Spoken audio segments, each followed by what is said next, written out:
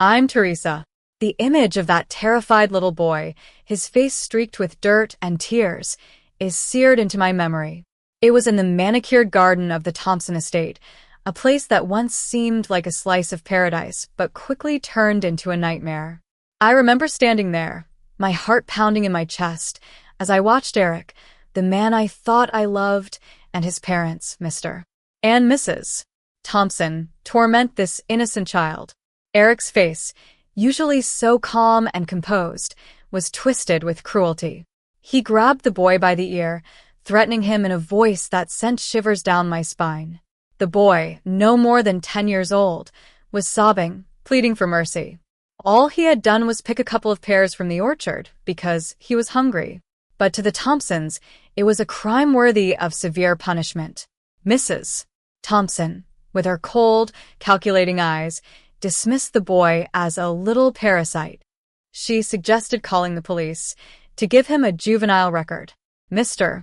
Thompson, tall and imposing, dragged the boy by the collar, his face red with anger. I couldn't stand by and watch any longer. I stepped forward, my voice shaking, and demanded they stop. "Enough," I shouted, my words cutting through the hot afternoon air. Eric turned to me, his eyes cold and calculating. "He needs to learn that actions have consequences," he said. But I saw through his words. This wasn't about teaching a lesson, it was about power and control. I looked at Eric, the man I had planned to spend my life with, and I saw him for who he really was, a reflection of his cold and heartless family. I knew in that moment that I couldn't be a part of this. "I will never marry you," I said, my voice firm. "I will never let someone like you be the father of my children." Eric's face went pale, and his parents stared at me in disbelief. I reached for the boy's hand and led him out of the garden.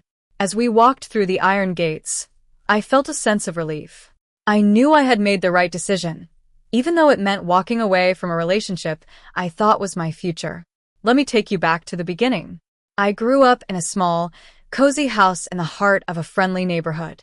My mother, Lily, was a warm and kind woman. She always filled our home with love and laughter. She worked as a schoolteacher, and her passion for helping children was evident in everything she did. I met Eric at a local art exhibition.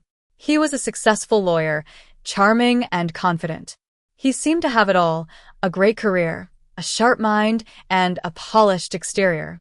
I was immediately drawn to him. We started dating, and things seemed perfect.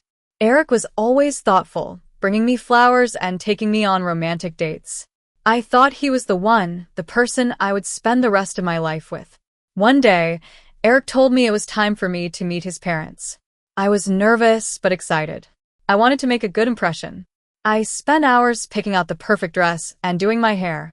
When Eric arrived at my house, he looked handsome in his suit. He took my hand and led me to his car. As we drove to his parents' estate in the suburbs, he gave me some warnings. "My parents are very particular about their home. They like things to be in order," he said. "Don't walk on the grass, and don't pick any of the fruit or plants. They'll offer it to you if they want you to have it." I laughed it off, thinking it was just a quirk of wealthy people. But as we drove up the long, private driveway, I started to feel a sense of unease. The estate was like something out of a magazine. A perfectly manicured lawn, flower beds in precise patterns, and a stately white house with black shutters. Mr. and Mrs. Thompson were waiting for us at the door. Mr. Thompson was tall and imposing, with a stern expression on his face. Mrs. Thompson, on the other hand, had a fake smile plastered on her face. She welcomed me warmly, but I could sense a coldness behind her eyes. They showed me around the garden, pointing out their roses and herb beds. Everything was so pristine, it felt almost unreal. I found myself treading carefully, afraid to step out of line. As we were walking, a man in work boots and a sweat-stained T-shirt approached Mr. Thompson. He explained that his car tire had gone flat a mile down the road and asked if he could borrow an air pump. Mr. Thompson's posture stiffened and he replied coldly, "You should have one of your own.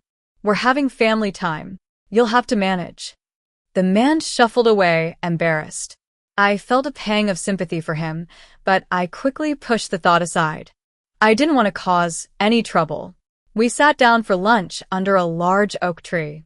The table was set beautifully, with fresh salads, homemade bread, and jars of apple compote.